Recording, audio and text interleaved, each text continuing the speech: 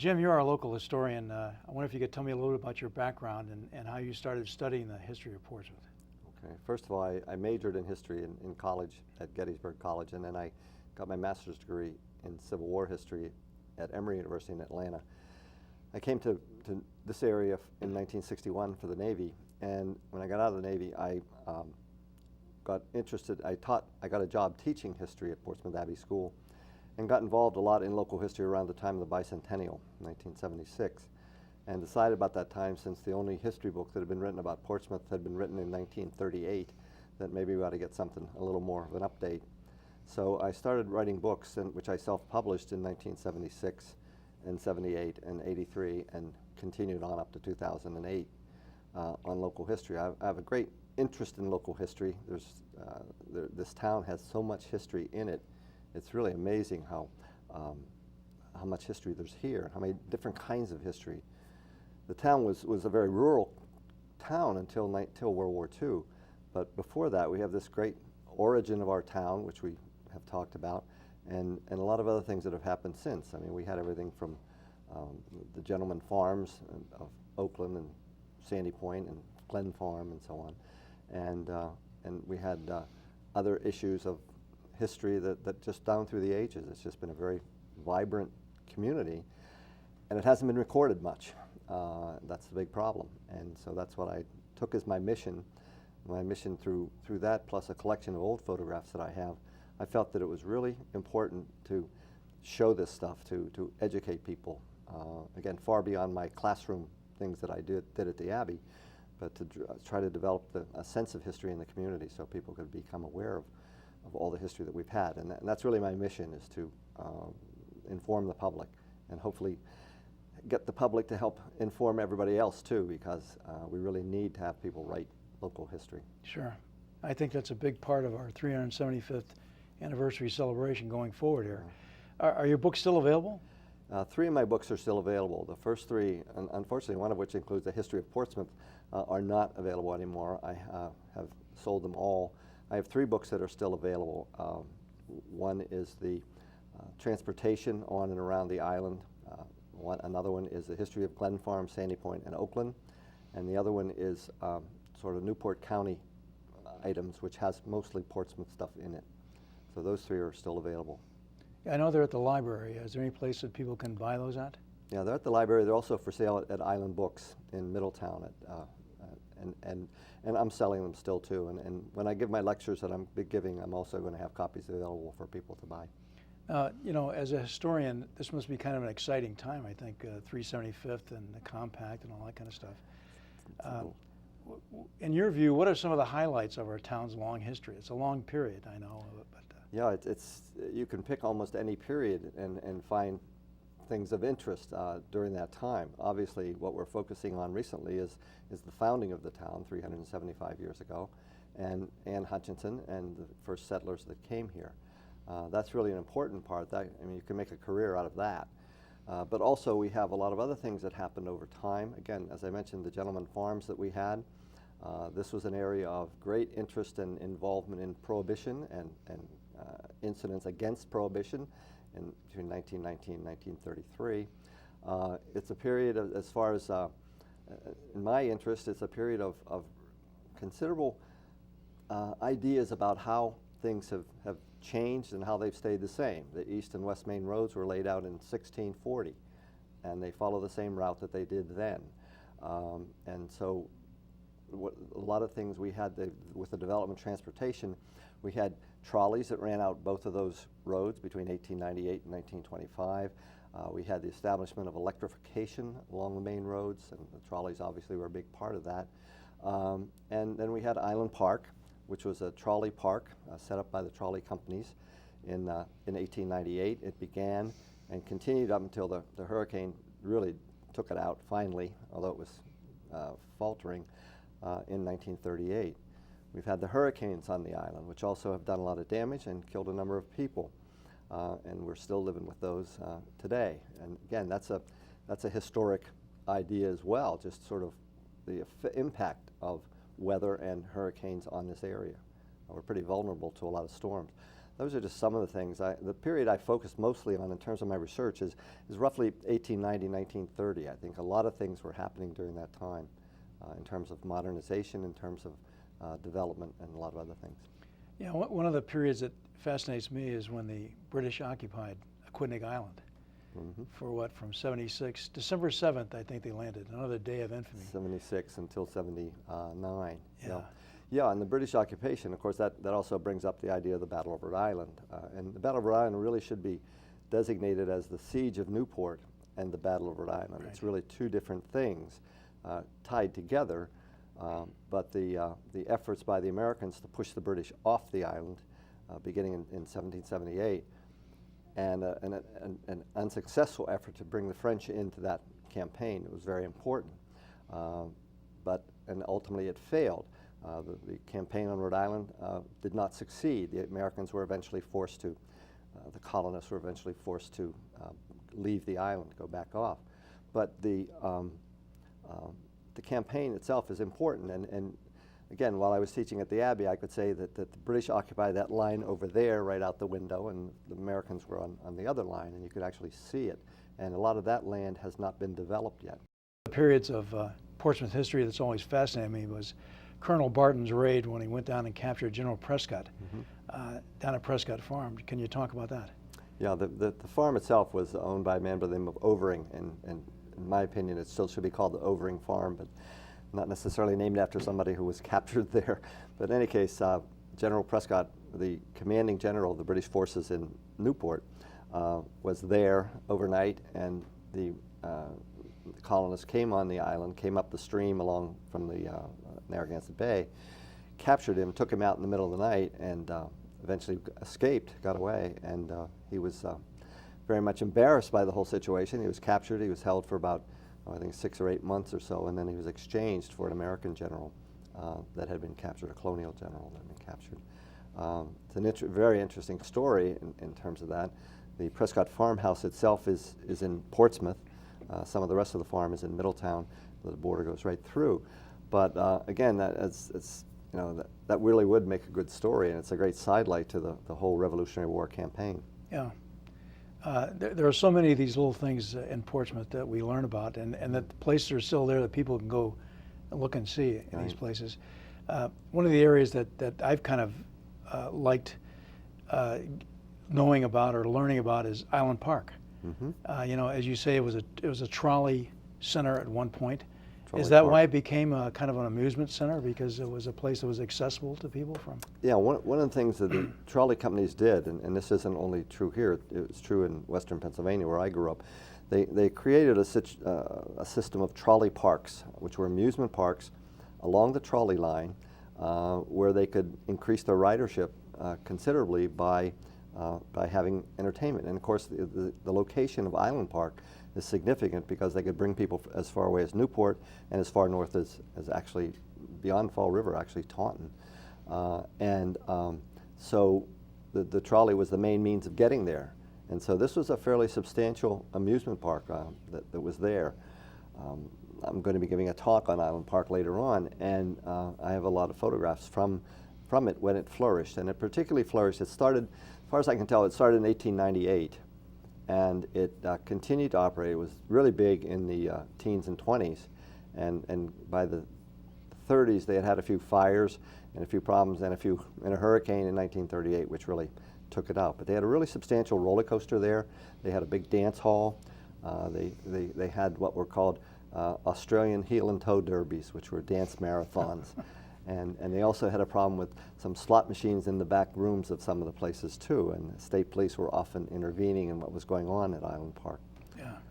It has a fascinating history all of its own. I would think Prohibition might have played a little role in that, some of that just a too. little. Yeah, Gee, maybe we should do a heel and toe thing for the 375th and see how that works out. No more, no mas. That'd be kind of great. You know, another period, and you know better what the period is are the coal mines. It's hard for people to believe when you look at Portsmouth. You know, their initial thing is a lot of nice homes and things, but a lot of farmland. It's hard to believe we have coal mines, or we had coal mines here in Portsmouth. Yeah, Portsmouth obviously was a very agrarian town, particularly up until World War II. And the population of Portsmouth right before World War II was about 4,000 people. That means a lot of farmland, but it grew dramatically during the war and in the few years afterwards. What was envisioned was that there had been some exploration in terms of coal, and there's a significant coal stream that runs from Narragansett, Rhode Island, all the way up to Mansfield, Massachusetts, and it goes right through here. It goes under the bay and through here. If you go, for example, to Fort Butts, and you look at the soil, there isn't any soil. It's coal, and you can see it right on the surface there. And so that whole hillside where Fort Butts is was looked upon as a good potential place for mining coal. The coal mine started. The first effort in the coal mine started in 1809. When some exploration was done at the area of Arnold's Point, down right where the Carnegie Abbey Tower stands now. And it was envisioned over time that that would be an industrial site. In fact, that land was industrial until Carnegie Abbey came along. I remember in the 80s and so on, it was still industrial. And there were prospects of some industrial development there. But the coal mine, again, began in 1809 and operated off and on until 1913 when it finally went out of business.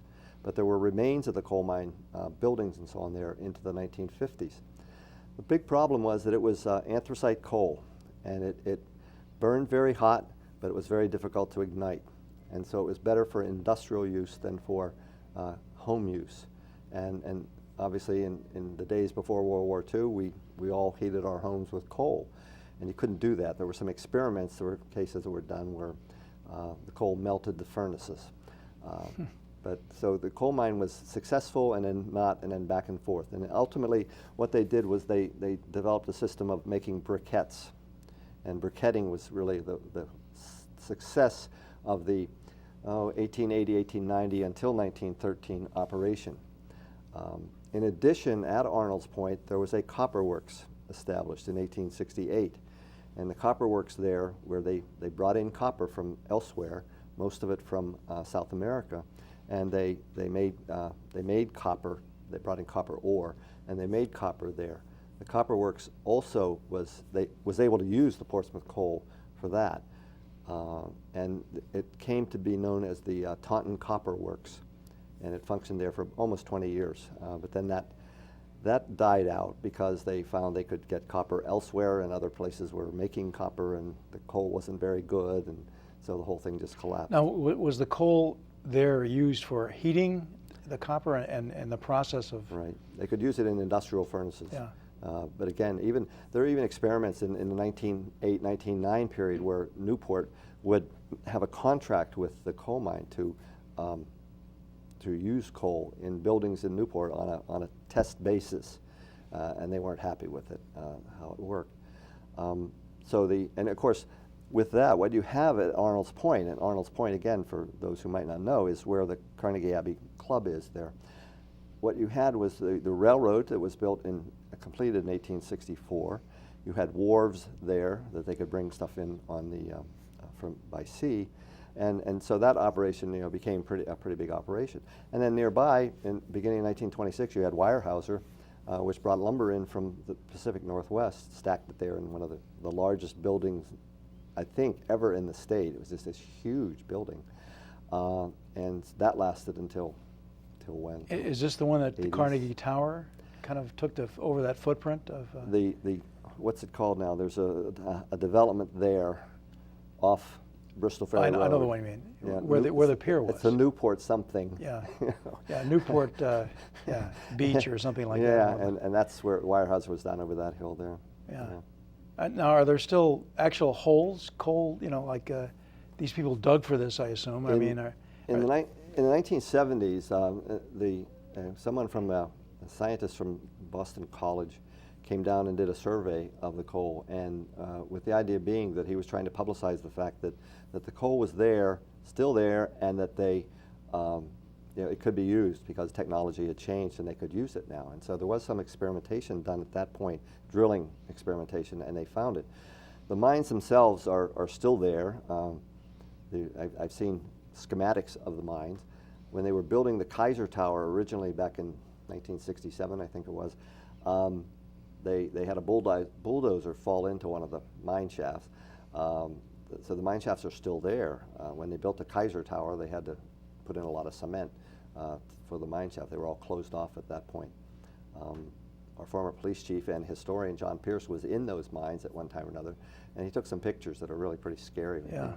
The mines went as far as 1,200 feet down. Wow. And they also went out under the bay.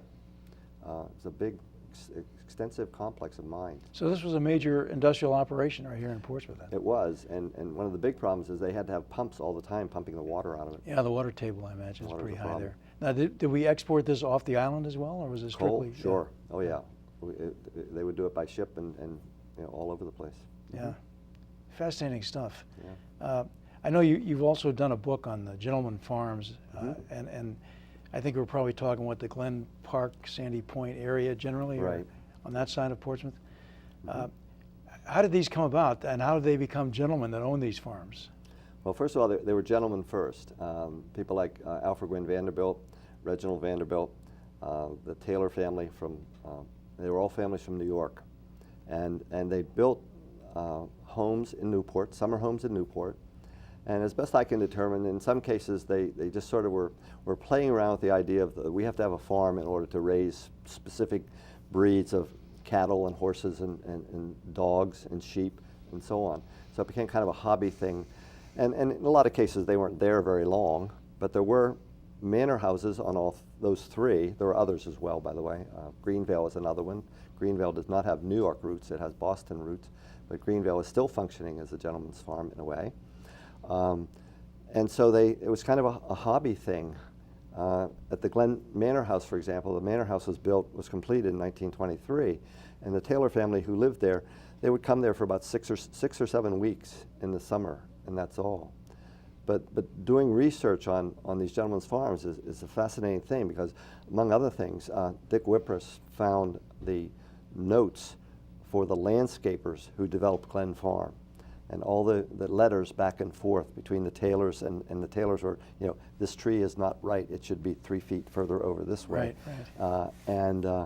I mean, the Glen Farm actually started in 1878 when H.A.C. Taylor got an inheritance from his father, who had been very big, they're all big in the banking business, the Taylors. And H.A.C.'s father had been a close advisor to Lincoln during the Civil War. Wow. And responsible for a lot of the financial problems, success and problems during the Civil War. So H.A.C. bought the farm out there, began to acquire 10 acres here, 15 acres there, 20 acres there, and built a farm that ultimately, in the Taylor family, came to be about 770 acres. And he developed nurseries where he would grow trees and so on, but he lived there, but he didn't build a house there. And he left Newport, and his obituary actually says this. He left Newport because he was disillusioned with the taxes of Newport. The Taylor house in Newport was off Annandale Avenue, I can't remember the name of the area there, but to the left off Annandale Avenue. And he was disillusioned with the taxes of Newport, so he went out there. Well, these were gentlemen farms, but they had people working on them all year round. And you see pictures, a lot of the folks working in the barns and the fields and things. Is this kind of like a Downton Abbey sort of a thing? Do we know a lot about the people that work there? I've had interviews with grandchildren of the important Taylors, children and grandchildren, and talking about going out to the farm to visit grandmother. And the farms themselves obviously function year-round, and there are a lot of descendants of the people who worked on those farms still living in Portsmouth. A number of people have come up to me and said, my father or my grandfather was the shepherd, or took care of the horses or the cows or whatever. And so a lot of those people are still around, and they still have memories. One of the things that I was very fortunate at one point in talking about Sandy Point, for example, which was Reginald Vanderbilt, and he was there from 1902 to 1925. He died there in 1925. And this woman said, I have some pictures you might be interested in. And this has been a real source of a lot of photographs that I've collected. And so I went to see her, and she had a leather-bound album. And it turns out her father, her name was Ruth Peckham, her father was the farm manager at Sandy Point. And she had this leather-bound album of probably 200 pictures of Sandy Point in the teens and 20s. And she said, copy whatever you want, and so on. And I did. I have albums of this stuff. And so you really get an insight into how, what things look like then. I'm a professional photographer as well as a historian, and one of the things that fascinates me is photo interpretation. I do a lot of getting inside old pictures and saying, look at that, or why is this there? Why is that there? And is that still there now? I do a lot of that kind of research and have an enormous collection of old photographs and postcards of Portsmouth and actually of Newport County. Yeah, I suspect we've found during the course of this 375th and getting people to know more about it and things, that there are a lot of people that might still have photographs, old letters, old documents. Right. And one of the things, as you know, that you and I are working on is try to set up some way to get all this into the Portsmouth Free Library in some kind of collection, and eventually get it all digitized so that future historians can learn about this stuff. I am frankly amazed at how many descendants we have of the people that signed the Portsmouth Compact in 1638. At our function where we showed the actual compact, we had 2 descendants that could trace their ancestry all the way back to people. And there are a lot of people like that in town. Yeah, and in the lecture I gave recently, a fellow came up to me with a copy of a letter that was signed by John Sanford, who was an early antecedent of him, and he made me a copy of that. So that's one thing we can put on our file of things. Yeah, there's stuff out there. And what frustrates me with the almost 40-year search for this kind of stuff is that people don't think it's very important, and a lot of it gets shoveled out into the trash. And there's so much valuable stuff that people might not think is valuable. You might have a family photograph that has some significant railroad station or trolley station in the background, and that's really useful to really be able to recreate what this was like. I am giving a lecture on what Portsmouth looked like 100 years ago, and the biggest problem I'm going to have in doing that is selecting which pictures to use, because there was one photographer in from Fall River at that time who toured the whole Sakonnet area and took pictures. He was an itinerant photographer, and I did a book on him in 1983 because I had 65 of his photographs. I said, wow, that's enough. I can, and then it was Westport, Little Compton, Tiverton, and Portsmouth. And I said, well, I can do a book on that. I have 65 of his pictures. Well, I now have 570 of his pictures. That's a big book, John. And he was a wonderful photographer. His composition is great. A lot of his pictures are just of a house, but a lot of them are street scenes too. And you can sort of see there's a picture, one I have is from the top of Quaker Hill, right about in front of where the police and fire station is now, looking down the hill. It's a dirt road, the trolley track's on the right, a big gutter on the right-hand side where all the drainage went, and downtown Portsmouth, if you will, in that photograph from 1908. I mean, it's just incredible to get inside these photographs. I did that a lot. Yeah. Well, we're going to call this the Portsmouth History Project, and again, the purpose is to have people have a place, one central place in Portsmouth where we can do this, and the Free Library has agreed to kind of take on the project for us. So. Well, I think one thing about that, and the library already has a really good collection. They have, John Pierce left his collection to the library. They have quite an extensive collection of documents, and their local history stuff there's a lot there. Plus, he left a collection of glass plate negatives, which some people weren't sure exactly what they were, whether they were slides or whatever. And again, I had my own darkroom at that time, and so they said, what can you do with them? And I said, I can print them. And so I did print, probably about 100, 150 of them, something like that. And and gave them to them, got a copy for myself as well, but they gave them to them, and they have digitized those. So, and that's mainly a collection, for the most part, not completely, but mainly a collection of Island Park stuff. And again, pictures of the acrobats and the people did the jugglers and things like that. Those. They're fascinating. They're really interesting pictures. Yeah. Well, how can people learn more about Portsmouth history? Obviously, reading more. There are plenty of books out there on Rhode Island, but what are other ways? There are a number of books that have been published. It's really not as many as there should be. Again, except for what I've done and one book that John Pierce wrote.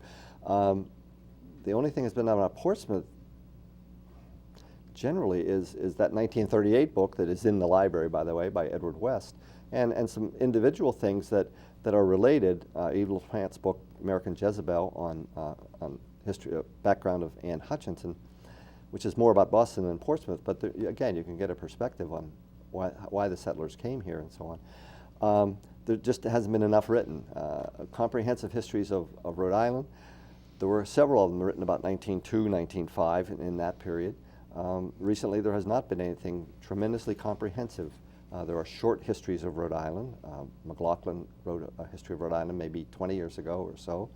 But you know, if you're really interested in Portsmouth history or Newport County history, you know, that's a couple of pages. There's not enough in it. You know, it strikes me that a Newport County historic video of some kind would be kind of an interesting project for somebody to take on. It'd also be a great tourist tool, I think. But yeah, there's just so much stuff here, and the great thing to me is you can still walk up to Founder's Brook, you know, which is where these folks had their initial meetings and drilled and everything else. It's still accessible right here in town, and that's at the beginning. And then there are places accessible all over the place. Bristol Ferry Town Common down at the end of Bristol Ferry Road. But we have to mark that Founder's Brook area better. Yeah, Then you can't absolutely. find it. We really need to figure out a way to access this better. But Took me again, about there are a lot of 15 places years. like this. You know, some of these historic cemeteries, for example, and they're just sitting there unnoticed by these things. Yeah, it's not easy to generate enthusiasm, especially among younger people. Unfortunately, I've advised a few projects at the high school, junior projects that they do, and see a spark of interest there. But I find that it's difficult to really generate enough enthusiasm. I mean, when I have my lectures on local history, I don't get enough young people there. Yeah.